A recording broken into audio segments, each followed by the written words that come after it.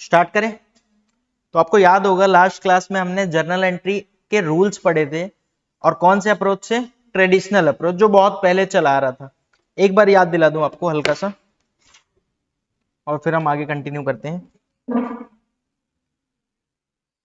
आपको याद होगा हमने ट्रेडिशनल अप्रोच सीखा था।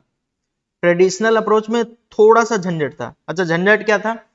आपको पहले तो सोचना पड़ता था कि वो चीज रियल है, पर्सनल है या नॉमिनल है। Real, personal, nominal.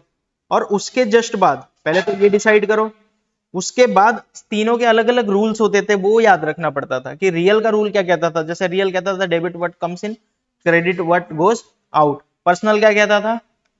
Debit the receiver, credit the giver. Nominal क्या कहता था?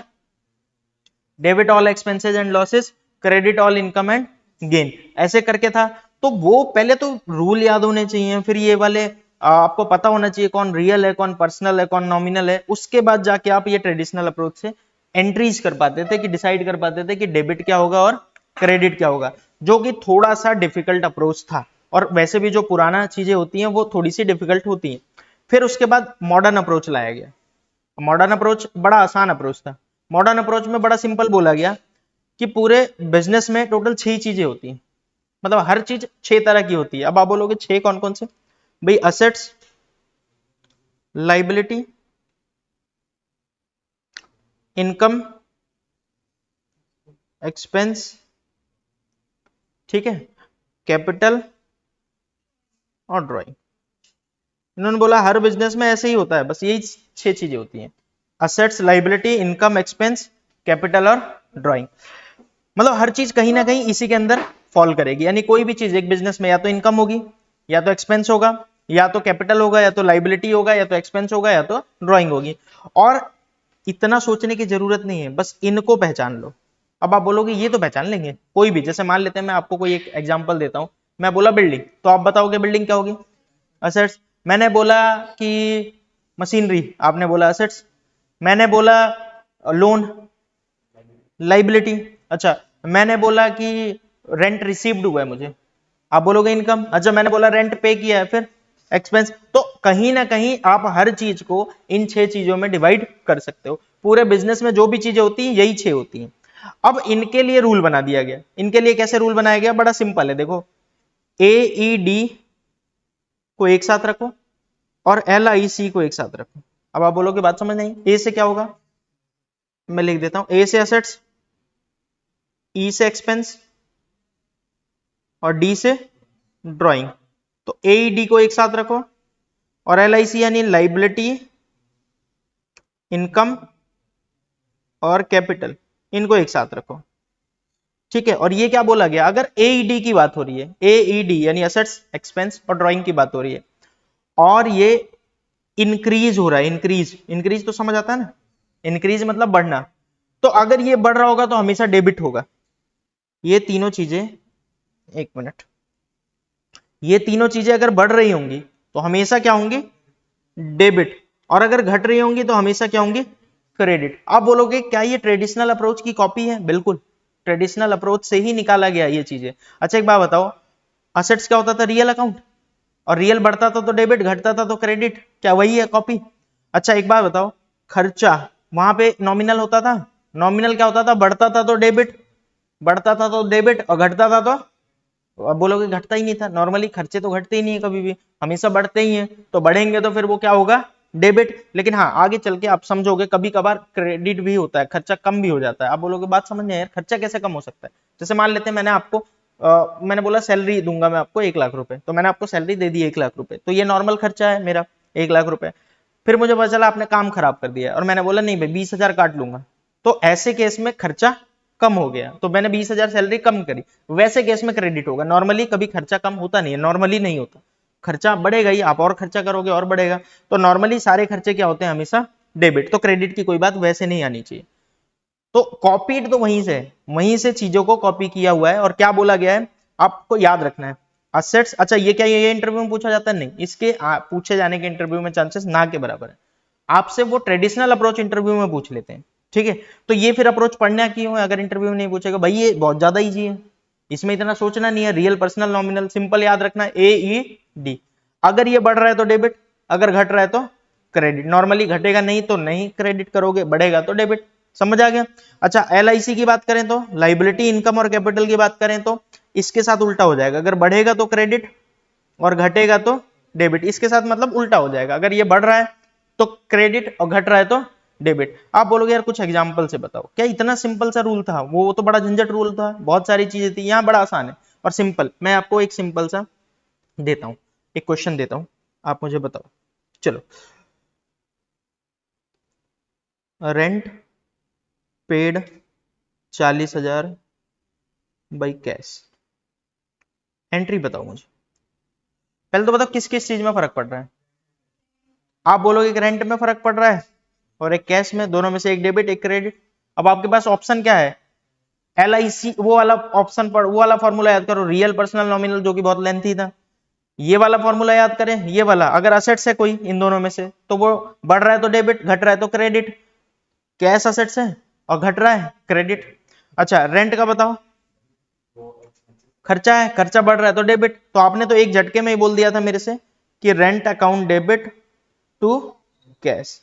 ठीक है, सिंपल। अच्छा, थोड़ा सा अलग लेके चलते हैं, एक और एग्जांपल। कैश पेड टू अमृत 3,000। अच्छा, अब अमृत है कौन, मैं आपको बता देता हूं। अमृत क्रेडिटर होगा, कर्जा लिया होगा आपने उससे या उधार माल खरीदा होगा, तो आज पे कर रहे हो आप उसे 3,000 रुपए। ठीक है, अब एंट्री बताओ। अब बोलोगे यार दोनों कैश और अमृत में फर्क पड़ेगा, दोनों सोचना जरूरी है। अरे भाई दोनों सोचो ही मत, मैं तो कह रहा हूं दोनों सोचो ही मत, सिंपल किसी एक चीज को याद रखो।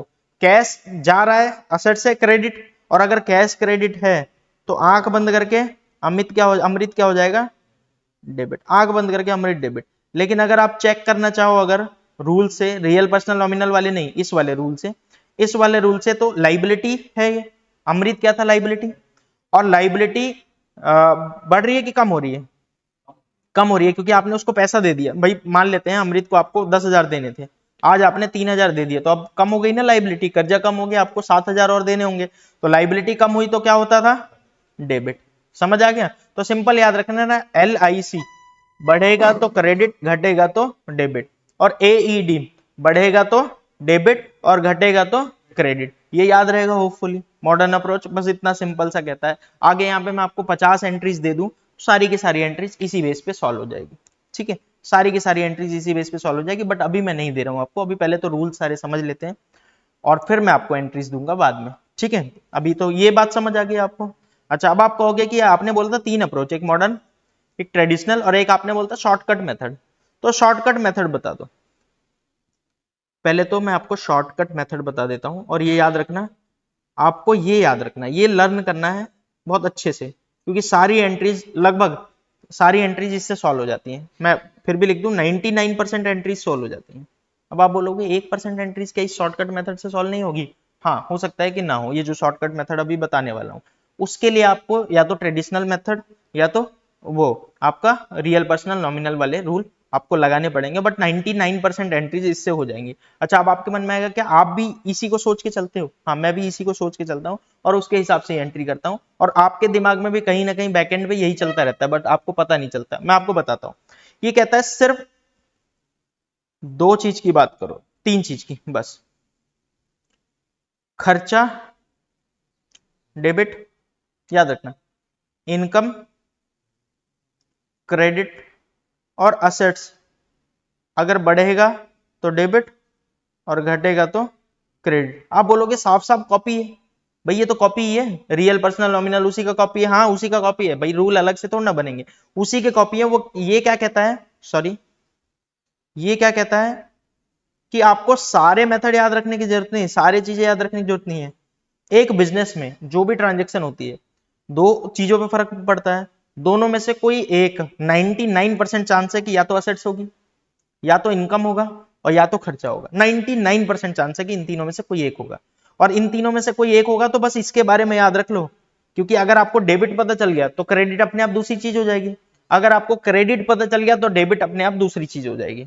समझ आया? तो सिंपल आपको क्या याद रखना है, खर्चा डेबिट होगा, इनकम क्रेडिट होगी, और असेट्स के साथ क्या होगा, असेट्स बढ़ रहा है तो डेबिट और घट रहा है तो क्रेडिट। बस आपको ये सिंपल वाला रूल याद रखना, ठीक है। 99% एंट्रीज आपकी इसी रूल से कंप्लीट हो जाएगी, क्योंकि कहीं ना कहीं हर एंट्रीज में दोनों चीजें होंगी। चलो अब आपसे ही पूछते हैं, आप बनाओ इस बार एग्जांपल, आप बनाओ कोई एग्जांपल, मैं नहीं बना रहा, आप कोई से एग्जांपल बनाओ और देखते हैं कि इससे हो पाएगा कि नहीं। आप बताओ बिजनेस में क्या क्या हो सकता है, आप बिजनेसमैन हो, आपने बताओ क्या किया। आपने मशीनरी खरीदी, आप कह रहे हो, तो मशीनरी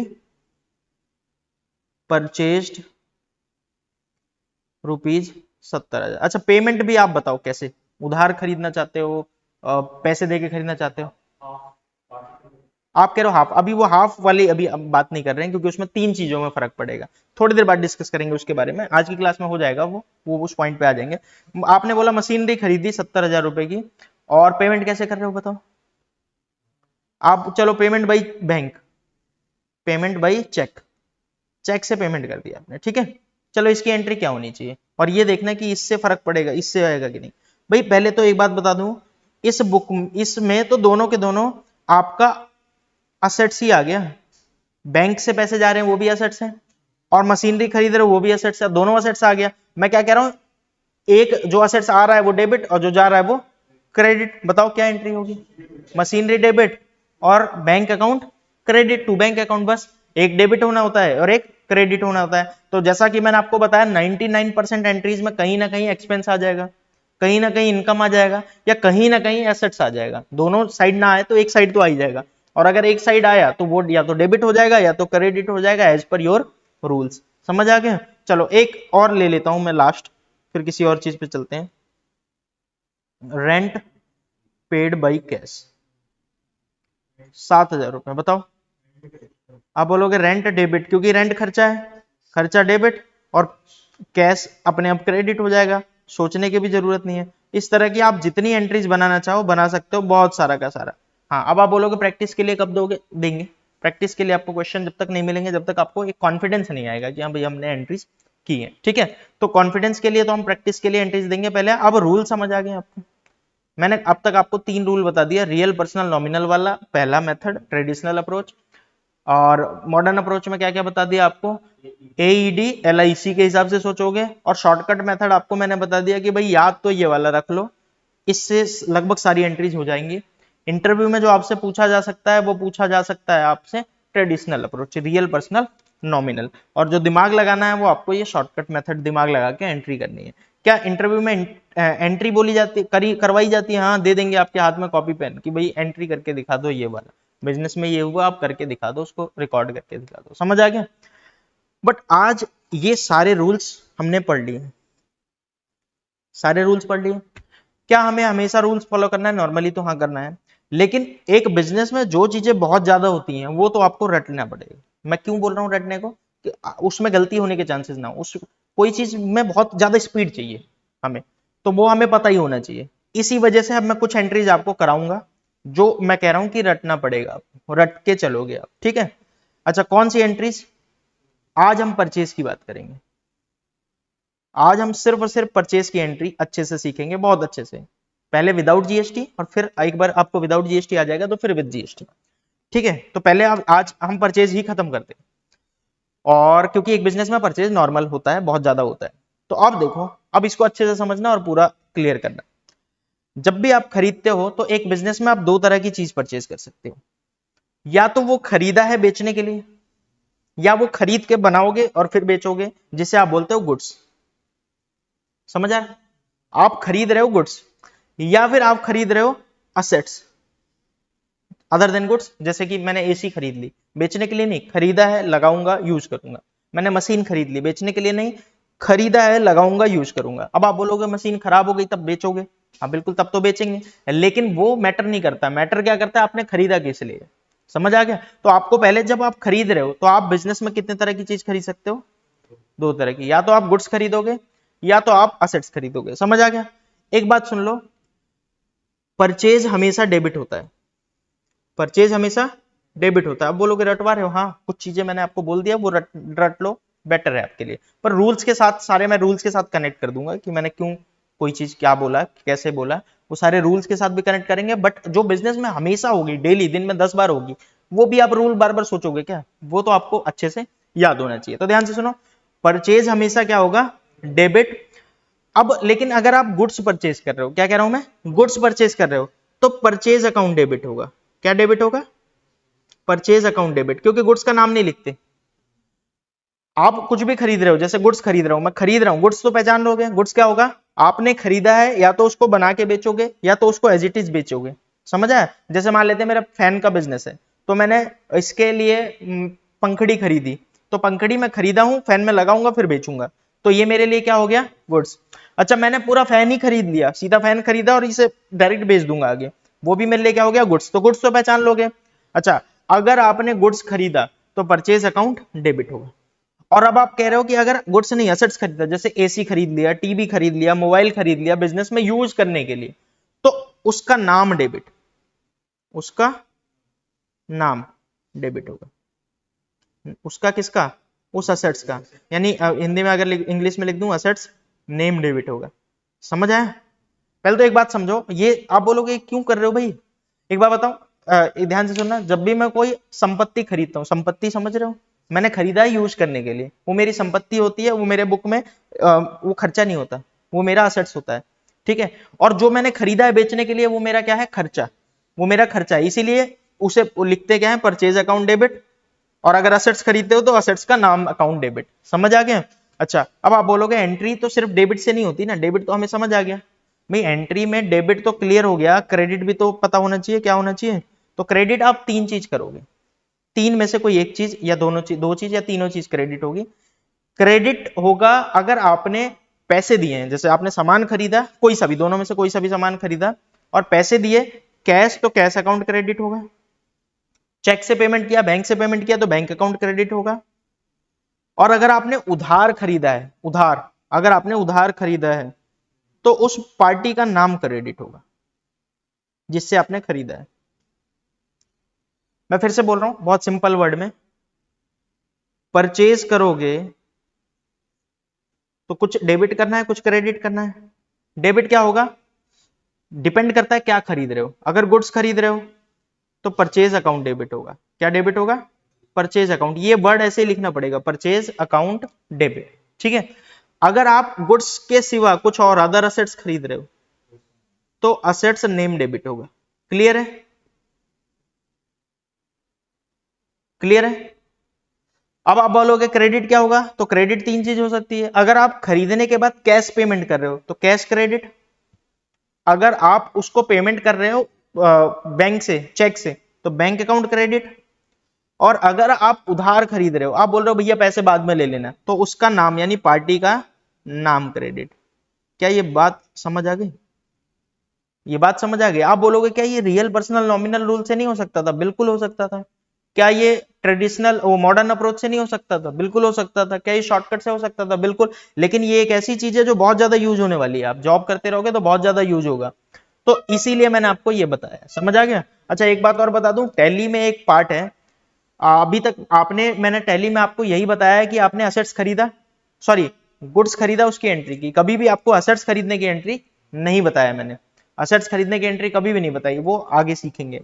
ठीक है, इसी को मैं ये जर्नल एंट्री कराते कराते ही टैली से कनेक्ट करूंगा, अलग से नहीं। जर्नल एंट्री करते रहेंगे और साथ साथ में टैली से कनेक्ट करते रहेंगे कि इसको टैली पे कैसे करोगे आप।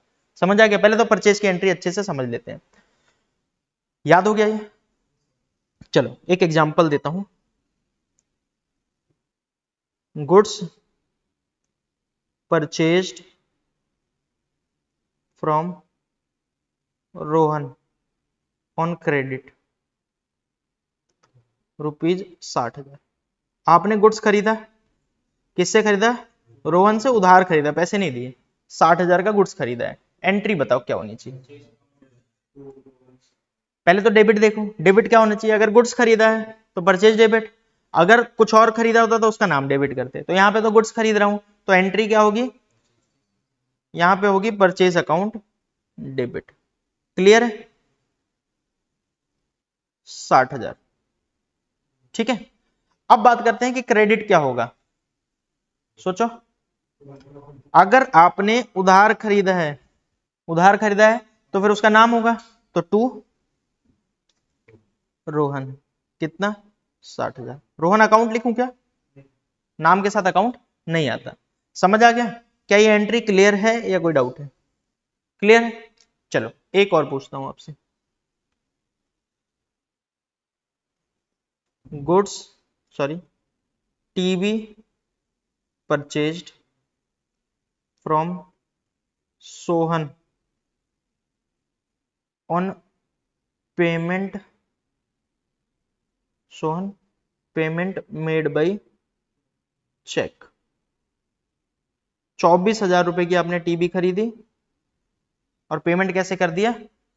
चेक से। एंट्री बता दो फटाफट। नहीं नहीं, ये आपका असेट्स है, गुड्स नहीं है, असेट्स है। टीबी डेबिट क्यों होगा? क्योंकि असेट्स। अगर गुड्स खरीदा होता तो परचेज डेबिट होता, परचेज अकाउंट डेबिट।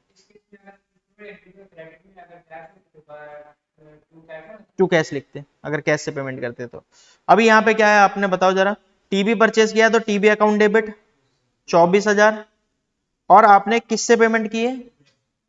चेक से पेमेंट किया तो टू बैंक अकाउंट कितने रुपए की? 24,000। अगर पहले तो ये बताओ ये समझ आ गया या कोई दिक्कत है?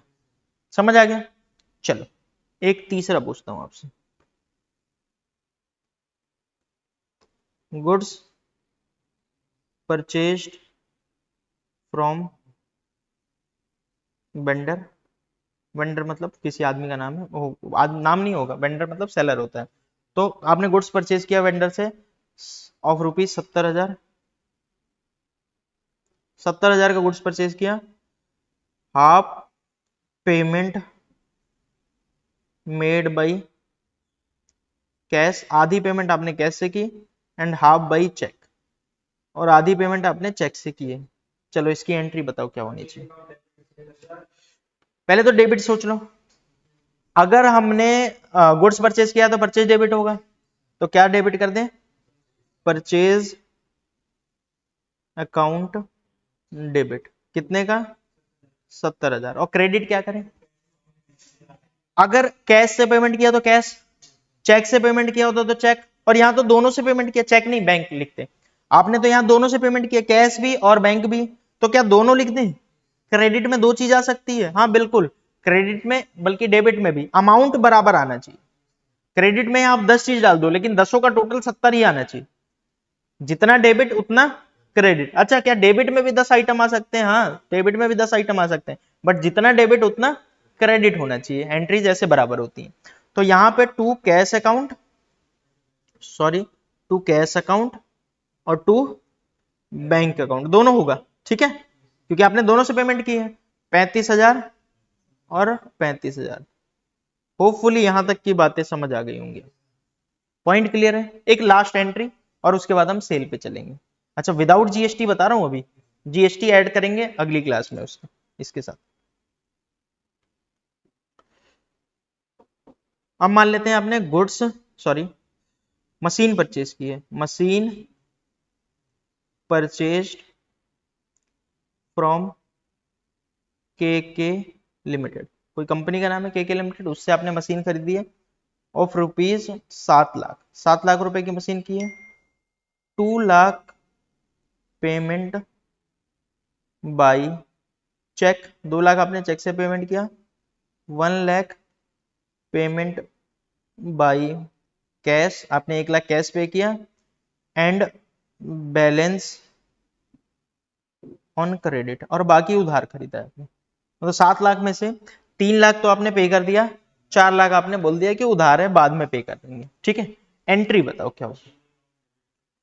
पहले तो ये सोचो डेबिट क्या होगा। अगर गुड्स खरीद रहा होता तो परचेज अकाउंट डेबिट, और अगर मशीन खरीद रहा हो तो मशीनरी अकाउंट डेबिट। कितने रुपए का? 7 लाख की मशीन। और पेमेंट कैसे कर रहे हो? अगर सारा उधार होता तो टू के लिमिटेड, बात खत्म। अब यहां पे तो तीन चीज है, कैश से भी पेमेंट किया है तो कैश भी लिखना है, बैंक से पेमेंट किया है तो टू बैंक अकाउंट भी लिखना है, और उधार खरीदा है तो टू के लिमिटेड भी लिखना है। समझ आ गया? होपफुली समझ आ रहा होगा। अच्छा अब कितना कितना है, कहां कहां आना चाहिए बताओ। कैश में 1 लाख, बैंक में 2 लाख, और के लिमिटेड को कितना दोगे? के लिमिटेड की उधार हो गई 4 लाख। होपफुली आपको यहां तक की सारी चीजें क्लियर होंगी। क्लियर है यहां तक की? तो मैं मान के चल रहा हूं कि आपको ये सारी चीजें समझ आ गई हैं। परचेज की एंट्री विदाउट जीएसटी आप कर लोगे तो परचेज दो तरह की हो सकती है, क्लियर है। चलो अब बात करते हैं सेल की एंट्री, क्योंकि एक बिजनेस में परचेज भी बहुत होता है और सेल भी बहुत होता है। सेल की एंट्री थोड़ा सा समझाओ। जैसे परचेज डेबिट होता था वैसे ही सेल क्या होना चाहिए। आप बोलोगे बड़ा सिंपल है भाई, परचेज डेबिट होता था तो सेल क्या होना चाहिए, क्रेडिट। लेकिन क्योंकि परचेज भी तो दो तरह की चीज होती थी, आप खरीद सकते थे गुड्स, वैसे ही आप सेल भी तो कर सकते हो, गुड्स भी सेल कर सकते हो जो आपका मेन काम है। और कोई मशीन कोई एसेट्स खराब हो गया तो उसे भी तो बेच सकते हो, तो आप अपना एसेट्स भी सेल कर सकते हो, कर सकते हो। अब अगर आप गुड्स सेल कर रहे हो तो क्या लिखोगे, क्रेडिट में टू सेल्स अकाउंट। जैसे परचेज करते समय परचेज अकाउंट, वैसे ही सेल करते समय सेल्स अकाउंट, ठीक है। लेकिन अगर कुछ और सामान सेल कर रहे हो तो उसका नाम लिखना पड़ेगा, खरीदते समय उसका नाम और बेचते समय भी उसका नाम, यानी कि असेट्स नेम। समझ आ गया, टू करके, टू असेट्स नेम। क्लियर है मैं क्या कहना चाह रहा हूं। तो सेल में क्या होगा, क्रेडिट होगा, डिपेंड करेगा आप गुड्स सेल कर रहे हो या कुछ और सेल कर रहे हो। समझ आ गया होगा, सेल समझ आ गई होगी, क्रेडिट। अब आप बोलोगे एंट्री तो क्रेडिट से नहीं बनती ना, एंट्री में तो डेबिट भी होना चाहिए। ये भी बता दो डेबिट में क्या होगा, वही तीन चीज, कैश, बैंक, या फिर पार्टी का नाम जिसको आप बेच रहे हो। कैश समझ आ गया होगा, पैसे अगर मिल गए तुम्हें तो कैश, अगर आपने उधार बेचा है तो बैंक, तो सॉरी पार्टी का नाम, और अगर आपने चेक से पेमेंट ली है, बैंक में पेमेंट आई है तो बैंक। होपफुली समझ आ गया होगा। आप बोलोगे एक दो एग्जांपल करा दो ताकि हमें ये चीजें अच्छे से क्लियर हो जाए, तो चलो आ जाते हैं example. Goods sold to Amrit of rupees 40,000, 40,000 का गुड्स सोल्ड कर दिया आपने। Payment received by cheque, payment cheque से मिल गई। चलो एंट्री बता दो, बताओ बताओ। डेबिट क्या करें पहले तो ये बताओ, क्रेडिट क्या करें। अगर मैंने गुड्स बेचा है तो क्रेडिट में टू सेल्स अकाउंट, ऐसा ही है। और डेबिट में क्या, चेक से पेमेंट आ रही है तो बैंक अकाउंट, डेबिट 40,000 और 40,000। होपफुली आपको समझ आ रहा होगा ये सेल की एंट्री, सिंपल ही है, कुछ है ही नहीं इसमें। एक और कर लेते हैं एग्जाम्पल। क्या एग्जाम्पल कर लें बताओ, चलो आप ही बता दो, कोई कुछ भी सेल कर के बताओ। हाँ, गुड्स सोल्ड फॉर 10 लाख, आप ये बोल रहे हो, चलो और बताओ। Payment received 3 lakh by cash, 3 lakh by cheque, आप बोलो रेस्ट अमाउंट पेंडिंग, ऐसे ही। तो ये तो बड़ा आसान हो गया, इसमें तो कुछ है भी नहीं, बल्कि कोई सी भी एंट्री इजी हो जाएगी, आपको कुछ भी ज्यादा दिमाग लगाने की जरूरत नहीं है। चलो इसकी एंट्री आप ही बता दो मुझे क्या होनी चाहिए। पहले तो देखो गुड्स सोल्ड है तो to sales account, goods sold है तो टू सेल्स अकाउंट, क्लियर है, 10 लाख। अब डेबिट में क्या क्या होगा, तीनों चीजें आएंगी, कैश भी डेबिट, अच्छा cash account debit, bank account भी डेबिट, और डेटर यानी उसका नाम जो भी होगा। अब उसका नाम नहीं लिखा तो आप डेटर लिख सकते हो, नॉर्मली उसका नाम पता ही होगा, आपका जॉब करने जाओगे तो आपको आइडिया होगा ही ना कि किससे खरीद रहे हो। 3 लाख, 3 लाख और 4 लाख। तो ऐसी कोई सी भी एंट्रीज दे दूं तो क्या गुड्स सेल और परचेज की एंट्री कर लोगे आप। मेरे ख्याल से बहुत सिंपल है, बट हाँ आपको रूल्स सारे पता होने चाहिए, क्योंकि सिर्फ रट के काम नहीं चलेगा, आपको रूल्स पहले तो क्लियर होना चाहिए। रूल्स क्लियर हो गया, बट मैंने बोला कि भाई एक बिजनेस में सेल परचेज तो बहुत होती है, तो इसीलिए इनको हमें बहुत अच्छे से आना चाहिए। तो मैंने आपको रूल्स बता दिए, सेल परचेज वाली चीजें रटवा दी। अगली क्लास में हम क्या करेंगे, इन्हीं पहले पेमेंट और रिसिप्ट समझा दूंगा मैं आपको, पेमेंट और रिसिप्ट समझा दूंगा। उसके बाद आपको with GST cell purchase, cell return और परचेज रिटर्न, ये हम अगली क्लास में हमने कंप्लीट कर लेंगे। तो ये जो बेसिक चीजें होती हैं, और उसके कुछ क्वेश्चंस भी अगली क्लास में मैं आपको दे दूंगा, ताकि आप वो करके आपको पता चल जाए, थोड़ा सा कॉन्फिडेंस आ जाए कि हाँ भाई मैं ये सारी चीजें कर पा रहा हूँ, बेसिक बेसिक। और फिर थोड़े से एडवांस लेवल की एंट्रीज पे चलेंगे। अभी तो ये बेसिक एंट्रीज कर लेंगे, फिर एडवांस की और भी चीजें हो सकती है, जैसे बिजनेस में बैड डेप्ट हो सकता है, डेप्रीसिएशन हो सकता है, इंटरेस्ट हो सकता है, तो वो सारी चीजों की एंट्री कैसे करेंगे, तो वो सारी हम आगे चल के सीखेंगे। ठीक है, तो कुछ क्लासेस लगेंगी, वो तो लगनी ही है, क्योंकि कोई भी चीज अच्छे से सीखोगे तो क्लासेस तो लगेंगी। बट आज की क्लास में कोई डाउट है तो पूछ सकते हो आप मुझसे, होपफुली समझ आ गया होगा। ठीक है, अभी बताना है और कुछ की ऑफ कर दें?